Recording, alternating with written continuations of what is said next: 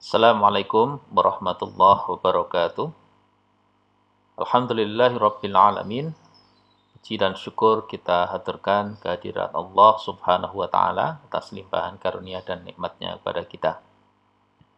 Mari kita awali pertemuan kita dengan bersama-sama membaca basmalah. Bismillahirrahmanirrahim. Saudara sekalian, hari ini kita akan membahas tentang iman kepada hari akhir. Kita awali dengan pengertian hari akhir. Yang dimaksud dengan hari akhir adalah kehidupan yang kekal sesudah kehidupan di dunia yang fana ini berakhir. Jadi sekali lagi, kehidupan kekal sesudah kehidupan di dunia yang fana ini berakhir, ya, termasuk semua proses dan peristiwa yang terjadi pada hari itu. Mulai dari kehancuran seluruh alam semesta dan isinya, serta berakhirnya seluruh kehidupan yang kita kenal dengan hari kiamat, ya, hari kiamah.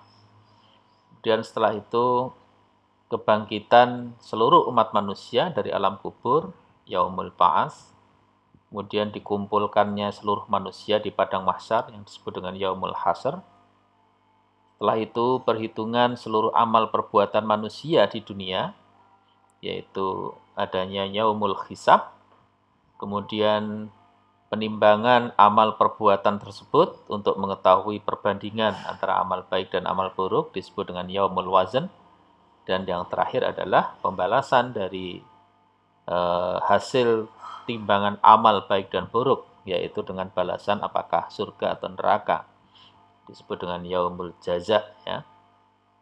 Nah, inilah, jadi hari akhir itu meliputi hari kiamat, ya, hari kebangkitan, kemudian hari dikumpulkannya manusia, yaumul hisab, yaumul wazn, dan kemudian yaumul jaza atau hari pembalasan.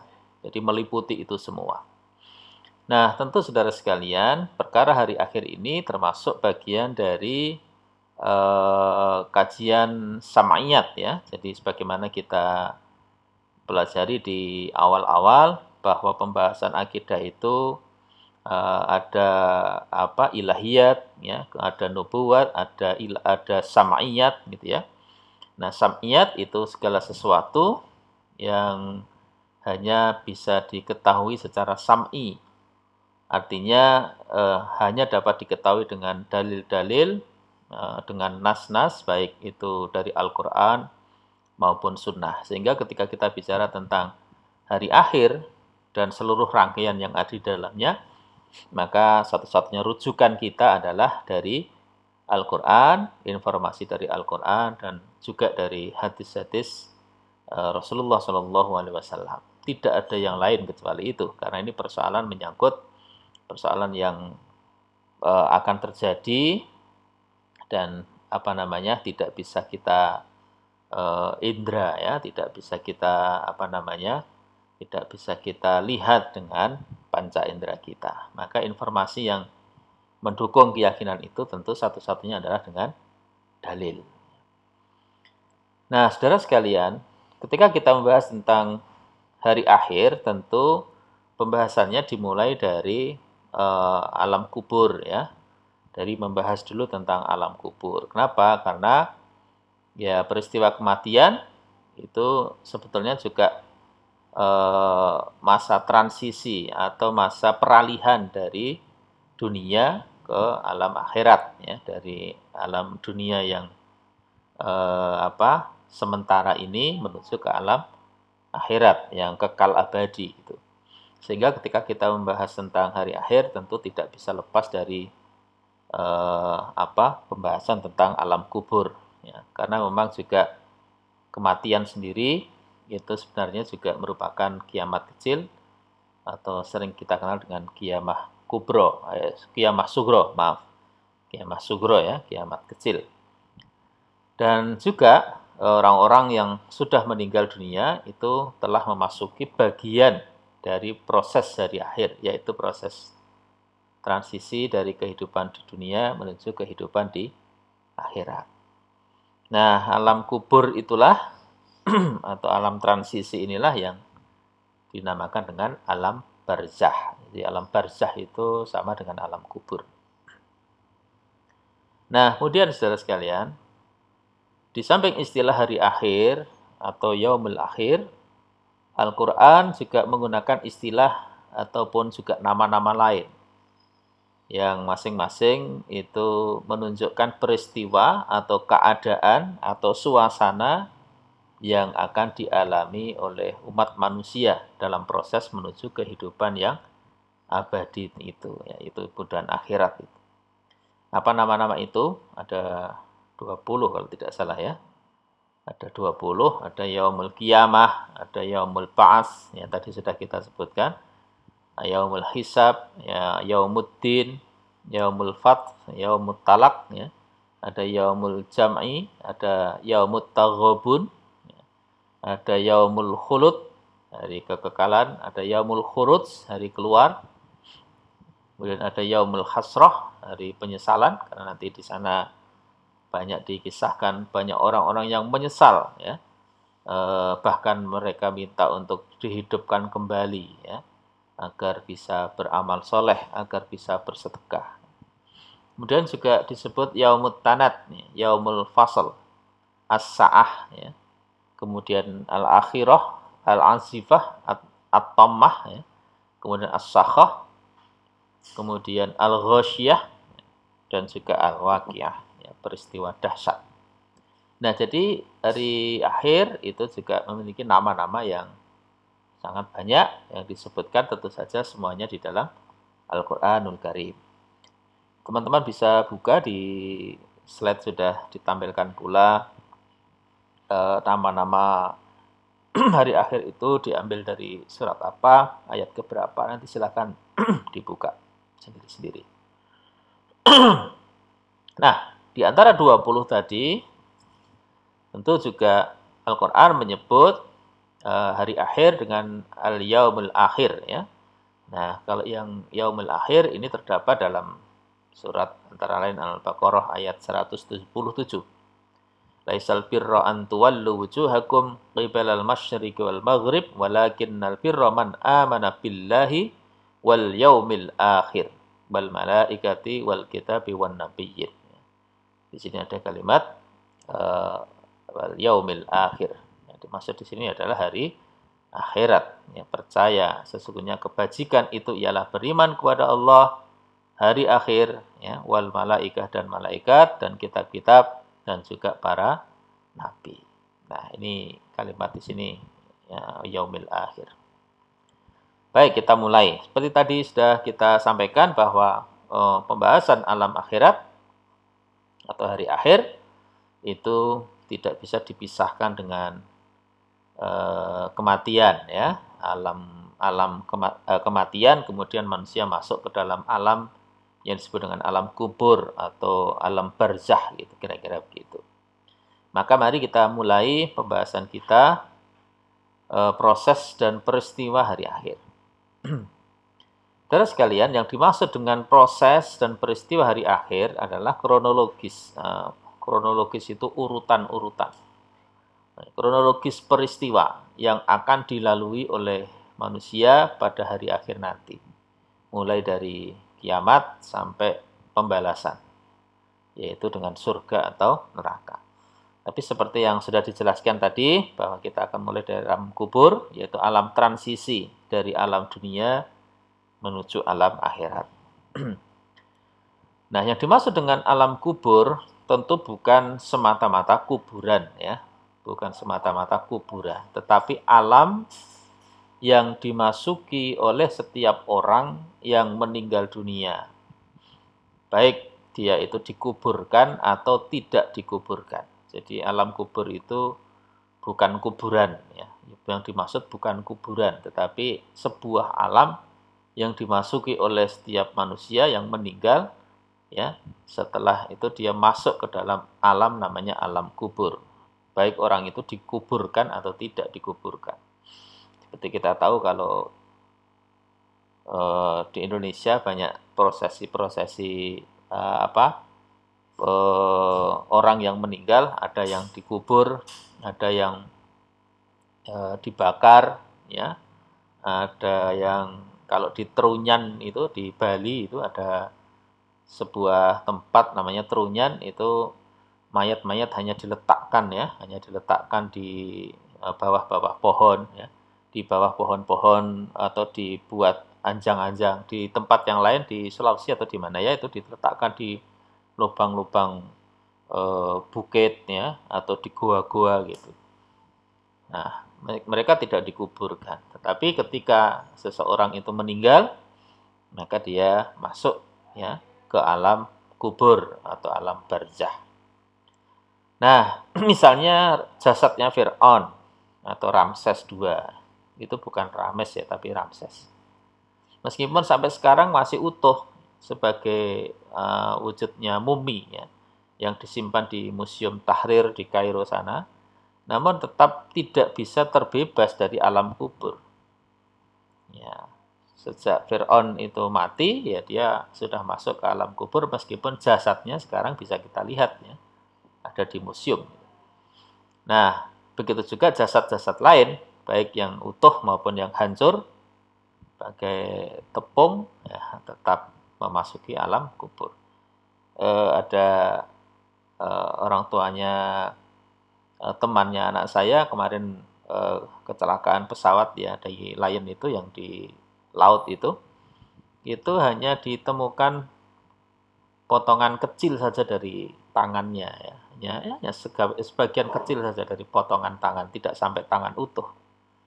Nah, bukan berarti dia kemudian tidak masuk alam kubur meskipun ya dia di lautan yang begitu luas atau di hutan yang begitu lebat ya, ketika orang mati maka dia masuk ke alam kubur. Nah, berikutnya saudara, alam kubur juga dikenal dengan alam barzah. Tadi juga sudah kami sampaikan. Nah, barzah itu sendiri artinya membatasi antara dua hal. Dalam hal ini disebut alam barzah karena alam kubur atau alam barzah itu pembatas antara alam dunia dan alam akhirat. Nah, setelah memasuki alam kubur, menurut informasi di dalam hadis, manusia itu akan ditanya oleh malaikat mungkar dan nakir tentang Tuhan, agama, dan nabinya. Dan orang yang beriman itu akan menjawab, Tuhanku adalah Allah, agamaku Islam, dan nabiku Muhammad SAW. Jadi ada dalil yang menunjuk bahwa ketika orang sudah mati, kemudian masuk ke alam barzah atau alam kubur, maka dia akan didatangi malaikat dan kemudian ditanya. Nah, sementara orang yang tidak beriman atau orang yang ragu akan keimanannya atau dia tidak memiliki keimanan yang tidak pasti ya, ragu-ragu, maka dia akan mengatakan tidak tahu. Nah, atas kemudian sesuai dengan dalil yang disebutkan, maka orang itu akan disiksa. Nah, yang menentukan bisa atau tidaknya seseorang menjawab pertanyaan kubur itu, atau pertanyaan dari para malaikat itu adalah iman dan amal solehnya selama dia hidup di dunia ini. Oleh sebab itu ya tidak perlu ada persiapan khusus untuk menjawab pertanyaan itu, misalnya les menghadapi kematian atau kursus menghadapi pertanyaan kubur, tidak perlu ada gitu ya. Kecuali satu-satunya hal yang bisa ya membantu kita nanti kalau sudah meninggal untuk bisa menjawab pertanyaan-pertanyaan itu, tentu saja dengan cara meningkatkan kualitas iman dan memperbanyak amal soleh, ya, mencari keridhaan Allah Subhanahu wa Ta'ala semata. Jadi tidak perlu nanti bikin kepean gitu ya. Jadi kalau malaikat tanya, saya sudah siapkan kepean, tidak perlu, ya, tidak perlu contekan, karena semuanya itu akan otomatis para manusia akan bisa menjawab atau tidak, itu berdasarkan iman dan amal solehnya ketika masih hidup di dunia. Nah, saudara sekalian, setiap orang yang lulus dalam ujian di alam kubur, maka dia akan merasakan kenikmatan. Ya. Jadi kalau mendapat pertanyaan, bisa lulus, bisa menjawab dengan baik, sesuai dengan keyakinan dan keimanannya, maka dia akan merasakan kenikmatan. Nah, sebaliknya yang tidak lulus itu akan merasakan azab dan penderitaan. Jadi di dalam kubur itu ada siksa kubur, kira-kira begitu. Ada azab. Nah, bagaimana bentuk dan teknis yang namanya kenikmatan dan siksa itu, ya tentu tidak perlu kita selidiki atau kita banding-bandingkan dengan apa yang didapat di dunia saat ini, ya, karena tentu saja alam kubur itu alam yang gaib, ya, berbeda dengan alam dunia yang nyata ini, ya, alam syahadah, alam dunia yang nyata bisa kita saksikan. Tapi yang jelas berdasarkan dalil, sekali lagi pembahasan kita tentang akhirat, alam kubur itu adalah sam'iyat, ya, jadi harus berdasarkan dalil. Dan yang jelas dengan dalil yang kita baca, kenikmatan dan siksaan itu dirasakan oleh roh maupun badan sekaligus. Bukan hanya semata-mata tentang roh saja. Jadi yang merasakan siksaan itu tidak hanya rohnya saja, tetapi juga jasadnya. Nah, demikian ijma' para ulama tentang itu. Ya, meskipun ya ada yang bertanya juga, nah itu Fir'aun itu kan matinya dalam keadaan kafir, ya. Tentu dia ya di alam kubur sana dia disiksa, ya, dia akan diazab oleh Allah. Tetapi kalau azabnya itu terhadap roh dan jasad sekaligus, tapi kenapa jasadnya Fir'aun itu masih utuh, ya. Bahkan kita tidak melihat ketika melihat jasadnya Fir'aun di museum Mesir sana kok nyolot-nyolot karena disiksa gitu, kok tidak bisa melihat. Nah, itu nanti dijawab oleh para ulama. Silahkan dibaca di presentasi ini apa yang dimaksud dengan siksa kubur, kok siksa itu terhadap roh dan badannya sekaligus tidak bisa kelihatan oleh mata kita, oleh indera kita, kira-kira begitu. Nah, berikutnya saudara, di antara nas Al-Quran dan Sunnah yang dijadikan dalil tentang adanya pertanyaan malaikat mungkar dan nakir, ya, serta adanya kenikmatan dan siksa kubur itu antara lain kalau Al-Quran itu di surah Ibrahim, surat ke-14 ayat ke-27. Yusabbitullahu alladhina amanu bil qawlis sabit fil hayatid dunya wa fil akhirah. Allah meneguhkan orang-orang yang beriman dengan ucapan yang teguh dalam kehidupan di dunia dan di akhirat. Menurut Rasulullah, al-qaulus sabit, jadi ini kalimat ini, qaulus sabit di sini adalah kesaksian bahwa tiada Tuhan melainkan Allah dan Muhammad Rasulullah yang diberikan oleh seorang muslim di dalam kubur tatkala ditanya oleh malaikat. Jadi penjelasan dari ayat ini, ya, yang disebut dengan bil qaulis sabit ini maksudnya adalah kesaksian bahwa tiada Tuhan melainkan Allah dan Muhammad adalah Rasulullah yang diberikan oleh seorang muslim ketika ditanya di alam kubur oleh para malaikat. Nah, hadis ini diriwayatkan oleh Imam Bukhari dan Imam Muslim. Nah, demikian pula surat Al-Mu'min ayat 45 hingga 46. Ini kisah tentang Fir'aun, ya. Wa haqa bi ali fir'auna su'ul adab annaru yu'raduna 'alaiha uduwan wa 'ashiyya wa yauma taqumus sa'atu adkhilu ala fir'auna asyaddal adab. Dan Fir'aun serta kaumnya dikepung oleh azab yang amat buruk. Kepada mereka dinampakkan neraka pada pagi dan petang, dan pada hari terjadinya kiamat. Dikatakan kepada malaikat, masuklah Fir'aun dan kaumnya ke dalam azab yang sangat keras. Nah, ayat di atas itu eh, mengisahkan bahwa ada dua azab yang ditimpakan oleh Allah kepada Fir'aun dan para pengikutnya dan kaumnya. Pertama adalah dinampakkan neraka pada pagi dan petang. Itu bentuknya azab. Neraka ditampakkan saja itu azab. Belum dimasukkan ini ya. Ini malah akhir-akhir ini ada seorang artis yang menantang-nantang pengen masuk neraka katanya. Padahal hanya ditampakkan neraka saja itu bentuk dari azabnya Allah. Kalau masuk neraka itu kan malah ya orang gila gitu ya. Jadi dinampakkan neraka pada pagi dan petang. Itu bentuk azab yang pertama. Yang kedua, ya dimasukkan ke dalam azab yang sangat keras. Maka azab yang kedua itu kalau dalam bahasa Arab diatofkan kepada azab yang pertama. Ya, di mana antara maktuf dan maktuf alaih harus berbeda.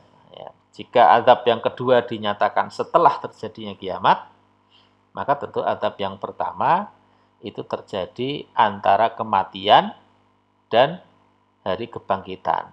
Nah, apa alam atau alam yang dihuni oleh manusia dari kematiannya ke alam kebangkitan?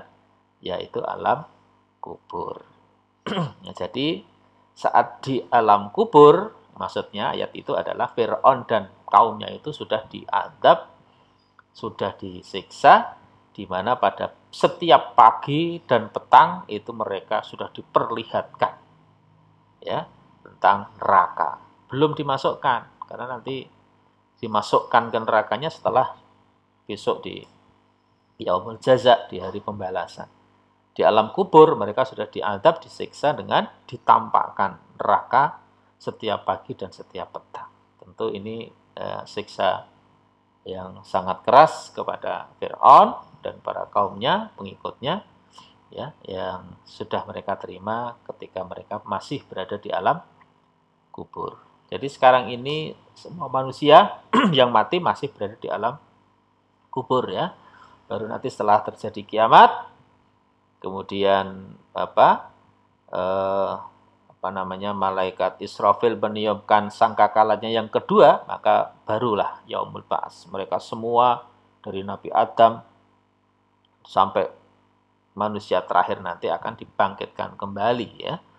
Akan dibangkitkan kembali. Nah, sekarang ini orang-orang yang sudah meninggal sejak dulu sampai sekarang sampai hari ini, sampai detik ini mereka masuk ke alam barzah, alam kubur.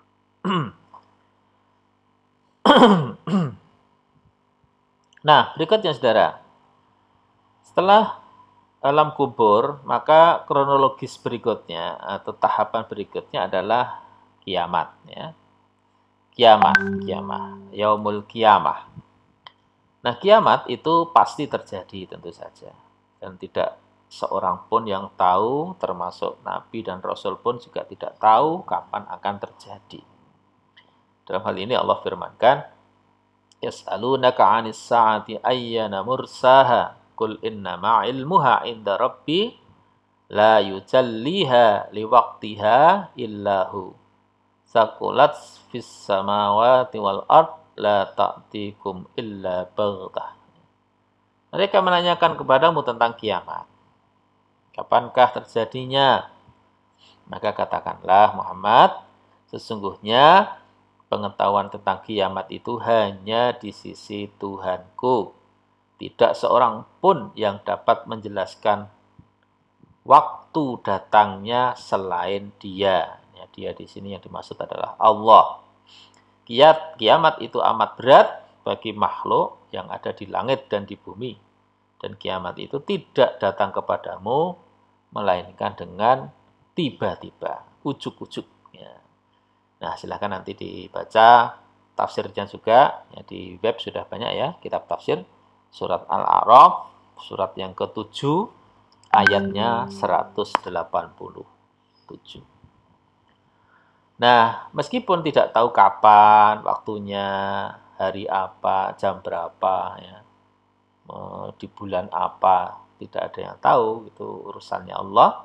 Tetapi Rasulullah memberitahu kepada kita tanda-tanda kiamat. Ada yang disebut dengan tanda-tanda kecil, ya, kemudian ada juga yang disebut dengan tanda-tanda besar alamatul kubra dan alamatul sughra ya. Nah, alamatul sughra, tanda-tanda kecil diantaranya misalnya satu, Rasulullah bersabda, jarak di antara diutusnya aku dengan hari kiamat itu hanyalah seperti dua jari ini, sambil menunjukkan jari telunjuk dan jari tengah. Jadi jaraknya tidak lama ya, tidak panjang, hanya pendek sekali. Itu artinya sejak diutusnya Rasulullah ya sampai datangnya hari kiamat itu tidak lama. Soal lamanya berapa lama? Wallahu a'lam ya. Kita tidak tahu kapannya. Yang kedua, tatkala ditanya oleh malaikat Jibril tentang tanda-tanda kiamat akan datang, Rasul menjawab, ya, apabila budak wanita melahirkan tuannya, dan apabila engkau lihat orang-orang bertelanjang kaki, berpakaian compang-camping, miskin, dan penggembala kambing berlomba-lomba dalam kemegahan bangunan. Hadis muttafaqun alaih atau hadis yang diriwayatkan oleh Imam Bukhari dan Imam Muslim. Itu disebut dengan hadis muttafaqun alaih. Yang ketiga, di antara tanda-tanda kiamat adalah lenyapnya ilmu pengetahuan, meluasnya kebodohan, banyak diminum khamr, dan banyak perzinahan terjadi secara terang-terangan. Ini hadis Imam Bukhari di antara tanda-tanda kiamat. Kemudian yang keempat, Rasulullah juga bersabda, tidak akan datang hari kiamat hingga dua kelompok besar berperang. Antara keduanya terjadi peperangan besar, padahal dakwah keduanya sama. Nah, saudara sekalian, nanti untuk penjelasan hadis-hadis ini, apa yang dimaksud dengan peperangan besar, apa yang dimaksud tadi ada budak melahirkan tuan ya, dan seterusnya nanti bisa Anda lihat di dalam penjelasan atau sarah dari hadis-hadis yang saya sebutkan di sini. Bisa Anda cari di banyak literatur ya, di web saya kira banyak sekali penjelasan-penjelasan hadis yang kita sampaikan ini. Yang kelima, di antara alamatus sughra, tanda-tanda kiamat kecil, akan datang suatu masa seseorang berkeliling menawarkan sedekah emas. Ya. Tapi tidak ada yang mau mengambilnya. Dan terlihat ada seorang laki-laki diikuti oleh 40 orang wanita yang ingin bersenang-senang dengannya, karena sedikitnya laki-laki dan banyaknya wanita. Nah, ini pun juga perlu pendalaman ya, apa yang dimaksud dengan sedikitnya laki-laki dan banyaknya wanita. Ataukah memang dari sisi kuantiti atau jumlahnya, ya, jumlah laki-laki dan wanitanya yang tidak seimbang, yang terlalu banyak wanita, ataukah dari sisi lain. Ya, nanti banyak penjelasan. Yang keenam, Rasulullah juga bersabda, tidak akan datang kiamat hingga waktu terasa amat pendek.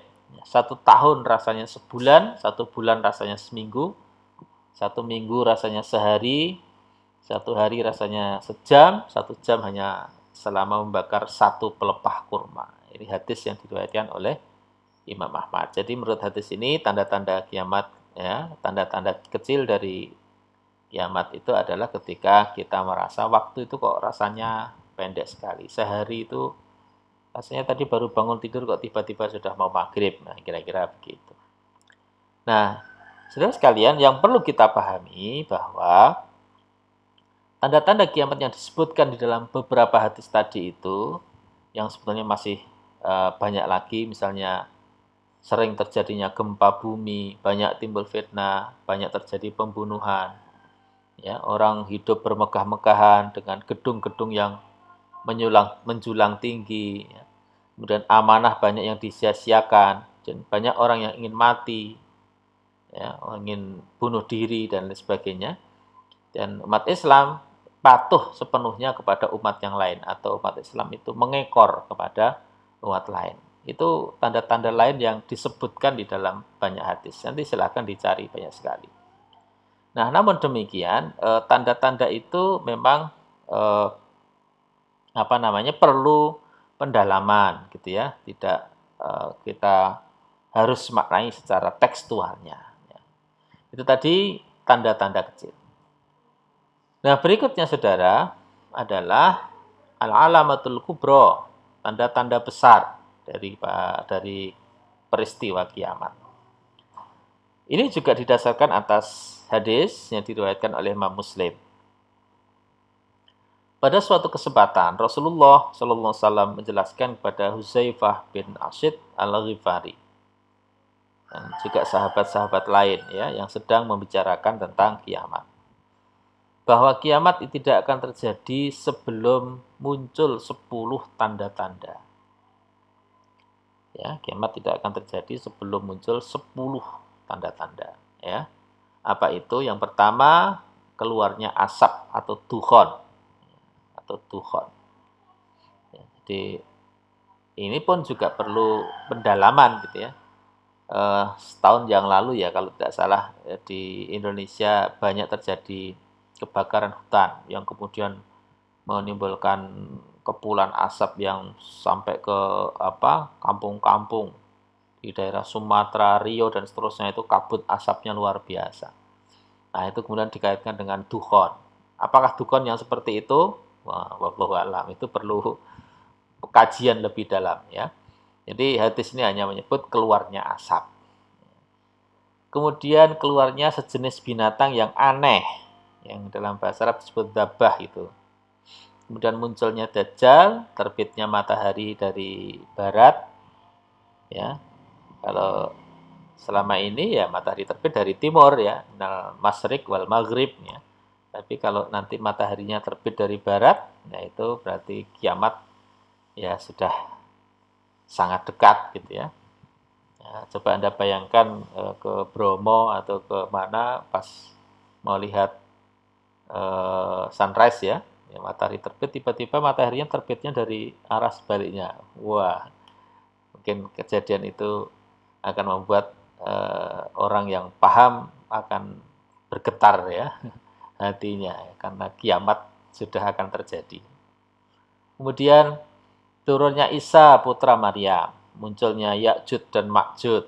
Ya, tentang Ya'jud Ma'jud ya silakan ini dikaji lagi. Ini banyak sekali bahasan-bahasan tentang ini. Juga terjadinya gerhana di timur, gerhana di barat, dan gerhana di Jazirah Arabia.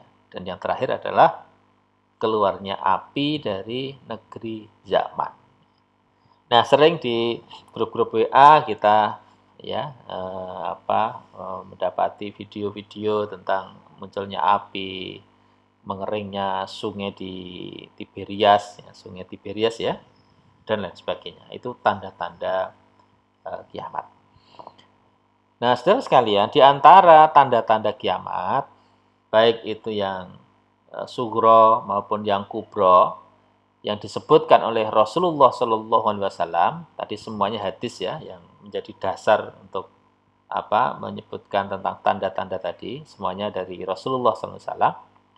Tentu ada yang bisa dipahami secara harfiah, ya, dan ada pula yang harus dipahami secara simbolis, ya, simbolik. Ya.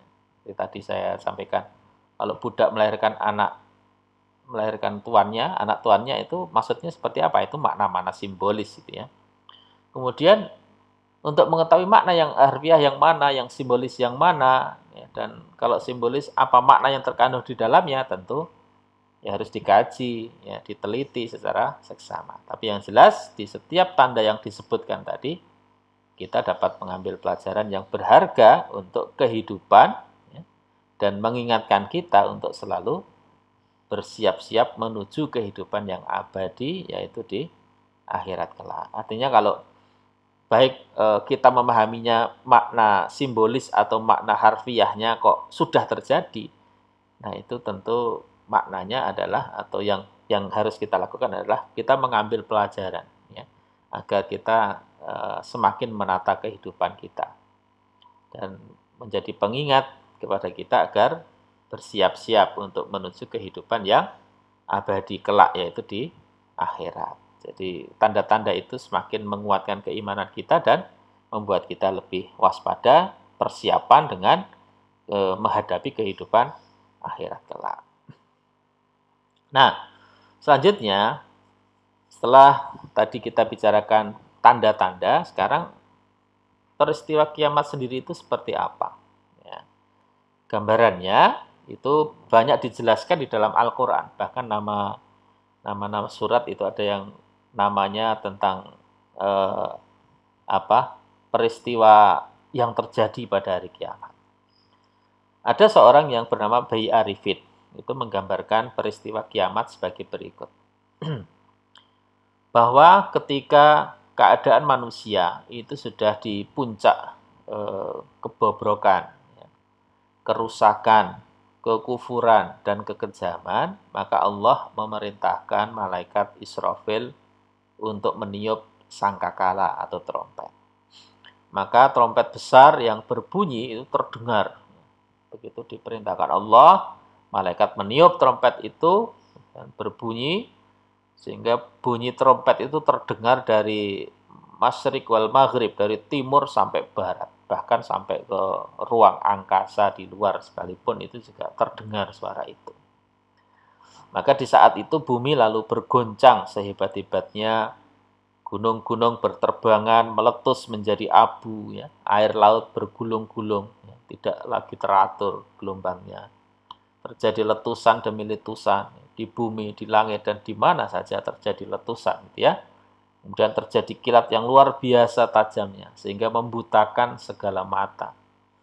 Dan hati dan jantung berdebar, dan remuk mata merem ketakutan. Nah, ini gambaran seorang penulis namanya Bayi Arifin. Maka setelah itu terjadilah kematian total yang serentak bagi seluruh makhluk hidup, semuanya mati. Jadi kalau Anda lihat film Kiamat, Kiamat apa itu ya? Kiamat 2012 ya. 2012 ya, di sana terjadi kerusakan bumi ya, gelombang tinggi, gunung-gunung meletus, tanah-tanah merekah karena gempa, tapi masih banyak yang selamat. Nah, itu bukan kiamat. Kiamat 2012 itu hanya film saja. Nah, kalau terjadi kiamat betulan ya semua makhluk hidup akan mati semuanya.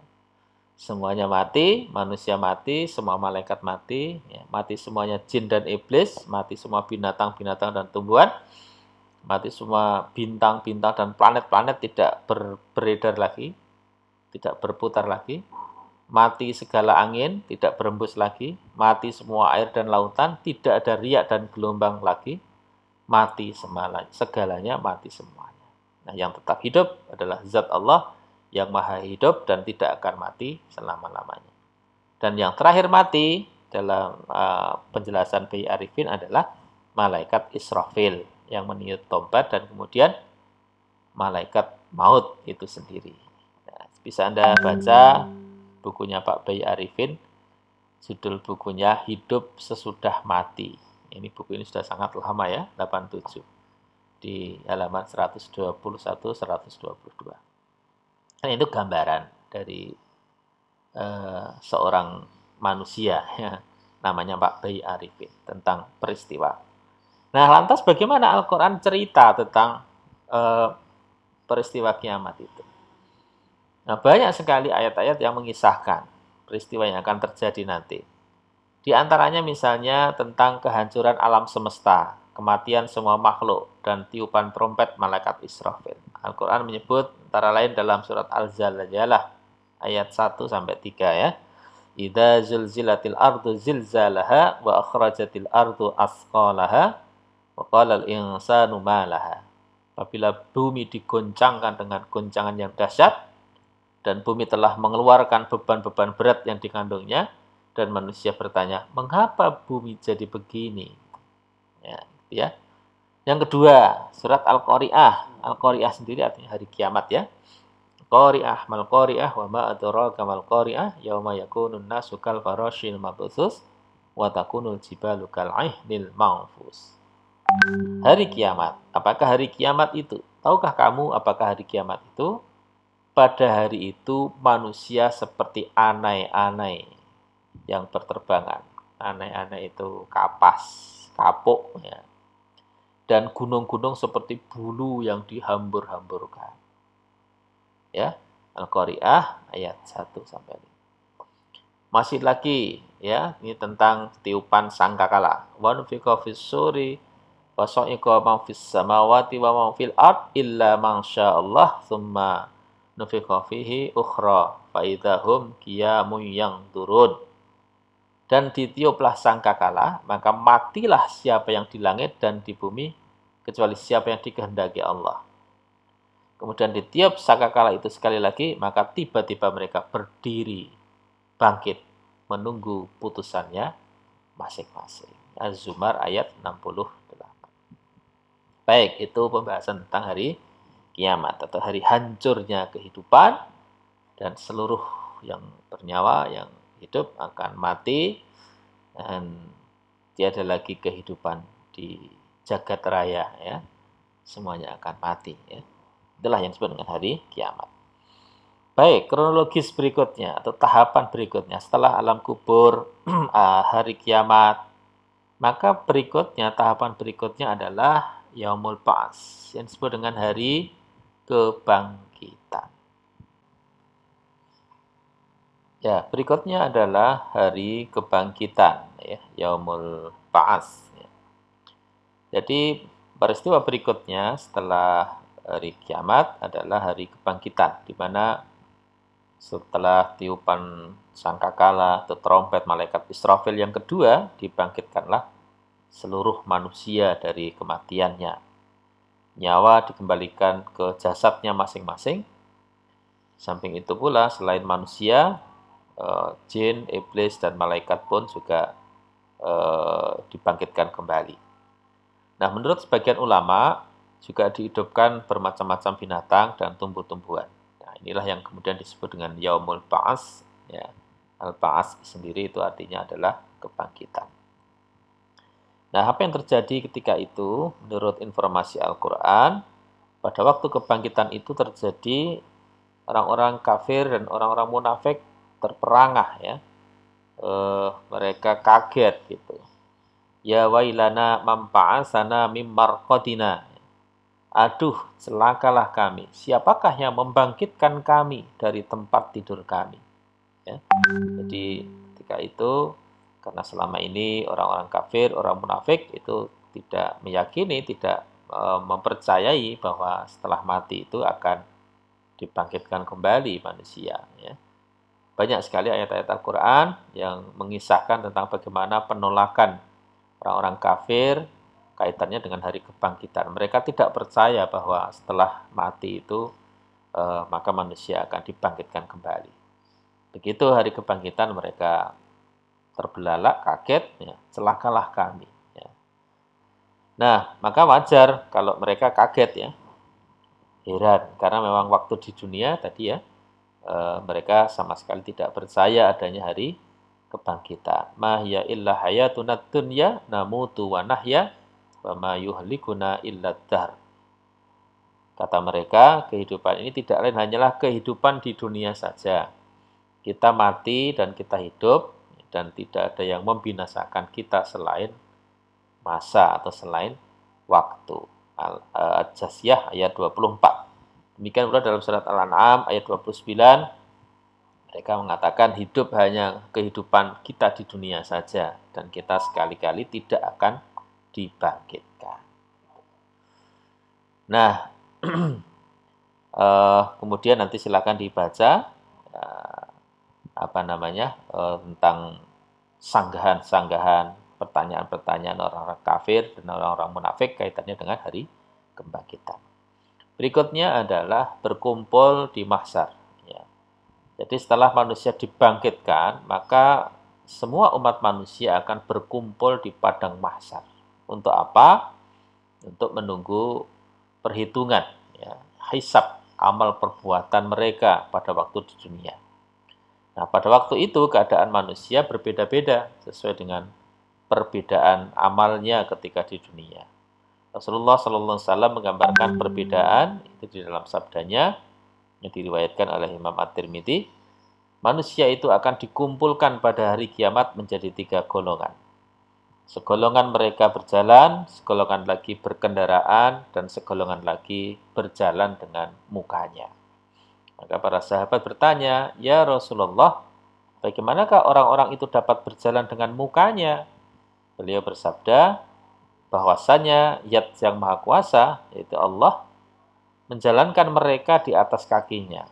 Maka tentu yang Maha Kuasa pula ya untuk menjalankan mereka dengan mukanya. Kalau Allah itu berkuasa untuk menjalankan mereka dengan kakinya, tentu Allah juga punya kuasa untuk menjalankan mereka dengan mukanya. Begitu penjelasan Rasulullah.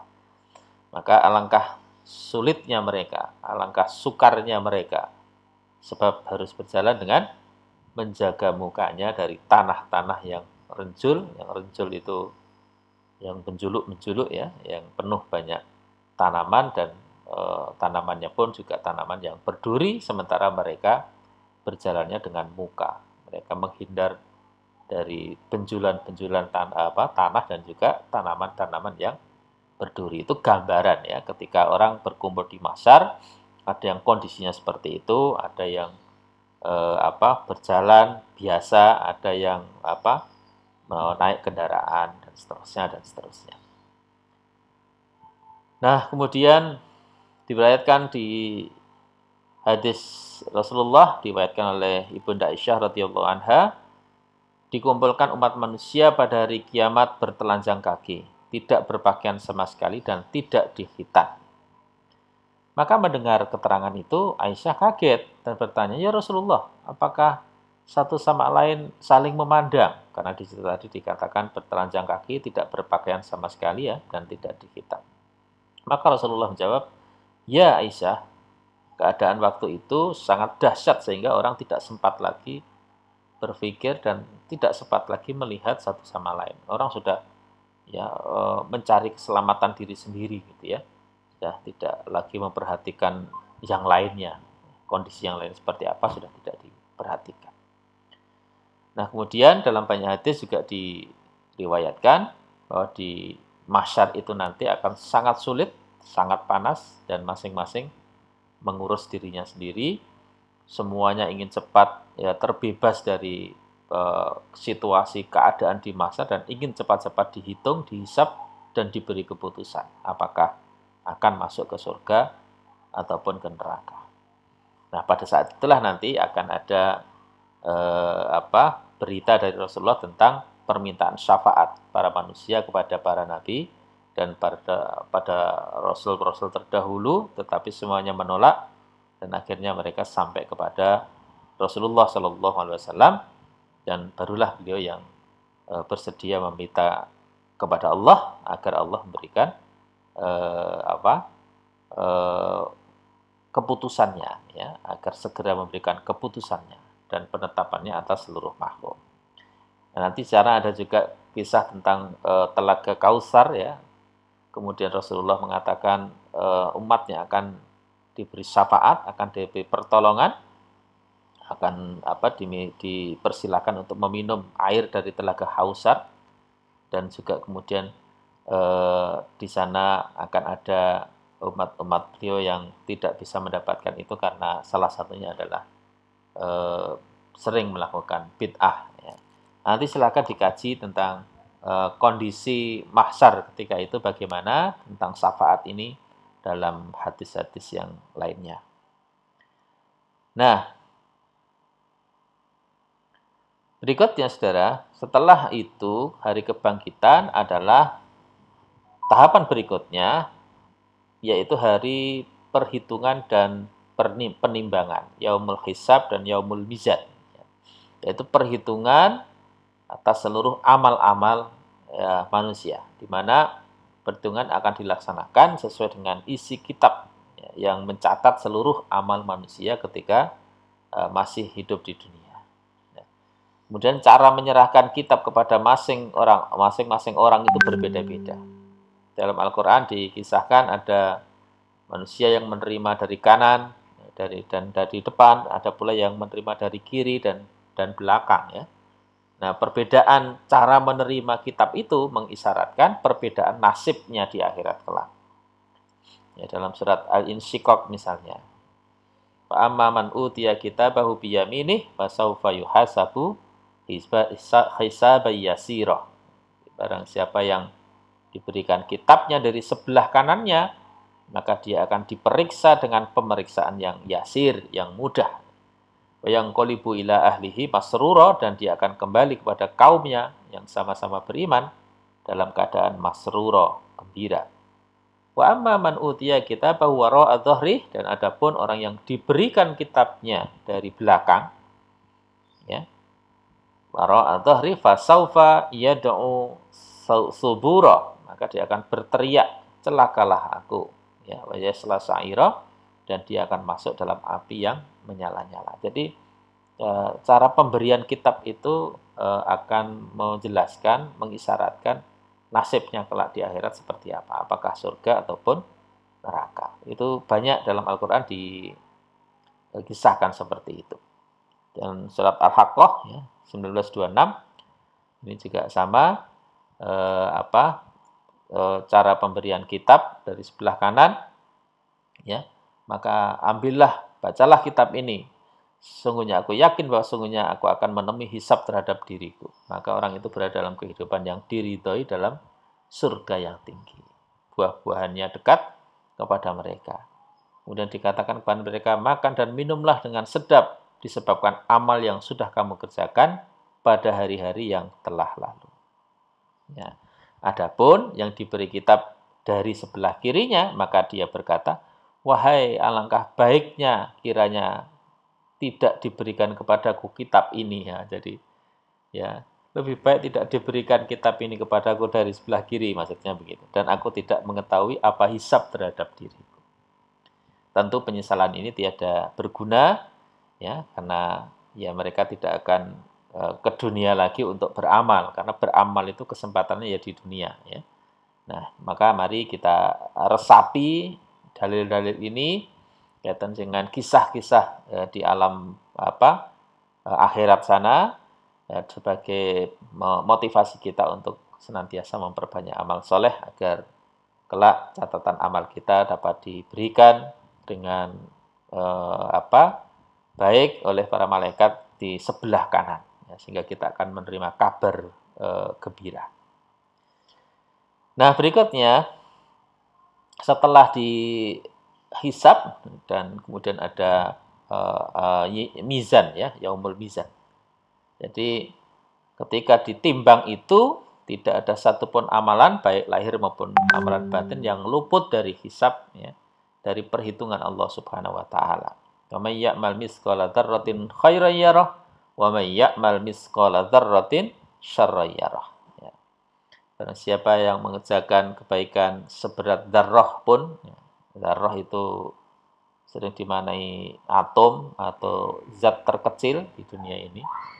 Ya, mudahnya dipahaminya begini, barang siapa yang mengerjakan kebaikan sekecil apapun, nah, misalnya dia akan melihat balasannya.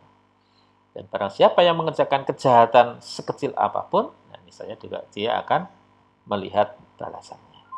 Nah, pada hari itu, mulut tidak lagi bisa memberi jawaban yang tidak benar, ya, karena seluruh tubuh akan menjadi saksi, dan mulut akan dikunci, tidak bisa menjawab, ya, ketika terjadi hari perhitungan dan hari penimbangan.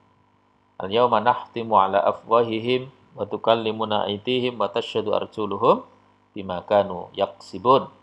Pada hari ini kami tutup mulut mereka dan berkatalah kepada kami tangan mereka, dan memberi kesaksianlah kaki mereka terhadap apa yang dahulu mereka usahakan, yang dahulu mereka kerjakan. Nah, kemudian saudara, setelah dilakukan al-hisab, perhitungan, maka dilakukan penimbangan. Ya, jadi setelah dihitung, kemudian ditimbang.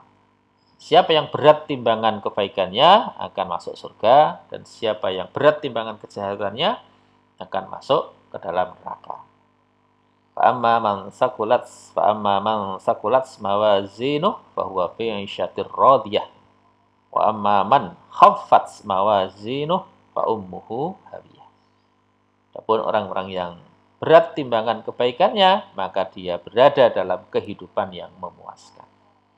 Dan adapun orang-orang yang ringan timbangan kebaikannya, maka tempat kembalinya adalah neraka hawiyah. Baik, nanti silakan dilanjutkan Jadi setelah ditimbang, maka kemudian seluruh manusia akan melewati sirat atau jembatan yang terbentang di atas neraka jahanam. Ya, setelah proses hisab, kemudian mizan, ya, dihitung dan ditimbang, maka kemudian manusia akan melewati asyirat, ya. Asyirat ya dimaknai jembatan, ya, yang di bawahnya itu ya api yang menyala-nyala, neraka jahanam yang menyala-nyala. Semua manusia tanpa kecuali, termasuk para nabi dan rasul, akan melalui jembatan itu. Nah, siapa yang berjalan secara lurus atau istiqomah di jalannya Allah di dunia, maka dia akan berjalan pula dengan lurus, selamat melewati jembatan tersebut. Sulit dan mudahnya seseorang melewati jembatan itu tergantung kepada kualitas amalnya. Jadi di sana akan ada siratal mustaqim. Kalau kita baca secara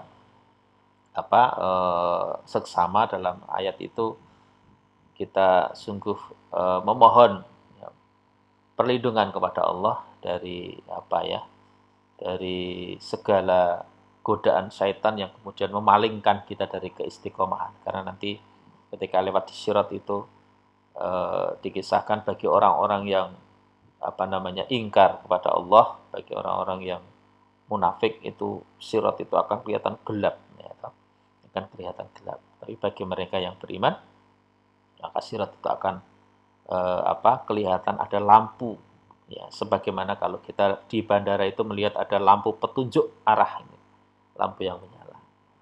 Maka salah satu ayat misalnya dalam Al-Quran, ya ayyuhalladzina amanu tubu ilallahi taubatan nasuha asa rabbukum ayyukaffiru ankum sayyi'atikum wa yudkhilakum jannatin tajri min tahtihal anhar yauma la yuhzil ladzina amanu.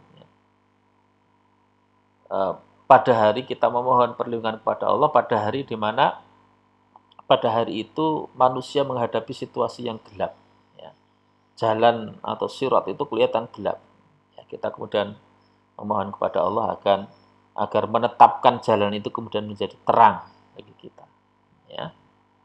Ya, jadi ayat itu menunjukkan bahwa ya kita harus segera bertaubat kepada Allah, ya, agar dosa-dosa kita diampuni, agar kemudian menjadikan kita dimasukkan ke dalam surganya dengan cara bisa dengan mudah melewati jembatan Shiratal Mustaqim, yaitu jembatan yang di bawahnya ada neraka jahanam.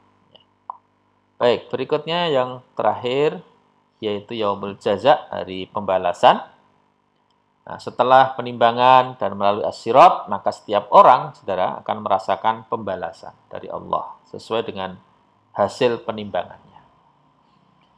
Ya, sebelumnya sudah disebutkan bahwa siapa yang amal kebaikannya lebih berat dari kejahatannya, maka dia akan langsung masuk surga tanpa harus merasakan dulu siksaan Allah di neraka.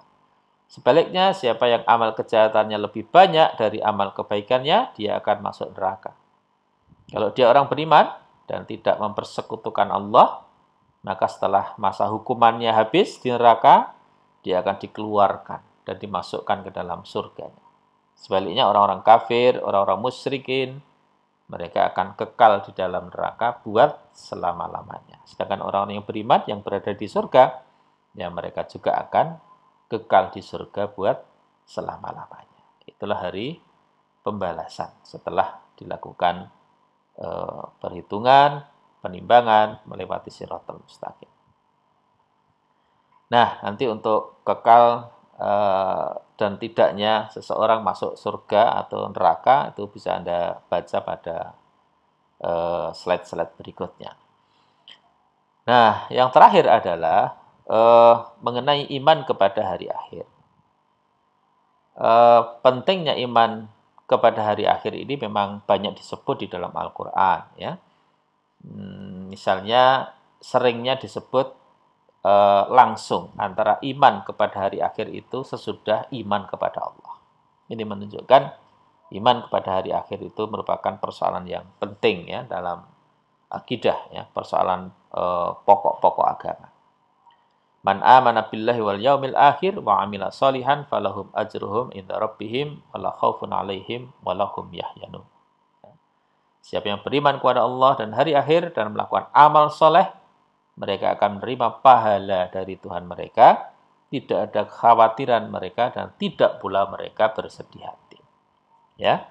Yang kedua, banyaknya Al-Qur'an menyebut tentang hari akhir dibandingkan dengan masalah-masalah gaib yang lain. Bahkan hampir tiap halaman Quran itu dijumpai kalimat-kalimat tentang hari akhir.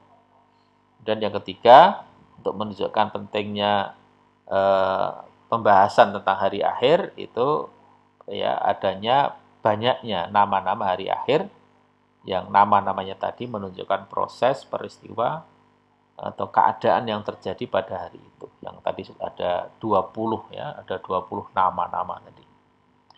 Nah, adapun hikmah kita beriman kepada hari akhir yang antara lain satu, bahwa dengan beriman kepada hari akhir, ya, seseorang akan disiplin, ya, dan berusaha secara maksimal untuk mematuhi ajaran Allah Subhanahu wa taala. Sebab dia tahu bahwa tidak satu pun amal perbuatannya, baik lahir maupun batin, yang luput dari pencatatan dan perhitungan kelak di akhirat. Jadi, dengan kita meyakini hari akhirat, maka kita akan senantiasa disiplin, berusaha semaksimal mungkin untuk senantiasa mematuhi ajaran-ajaran Islam, mematuhi perintah-perintahnya Allah, dan meninggalkan apa yang dilarang oleh Allah dan Rasulullah.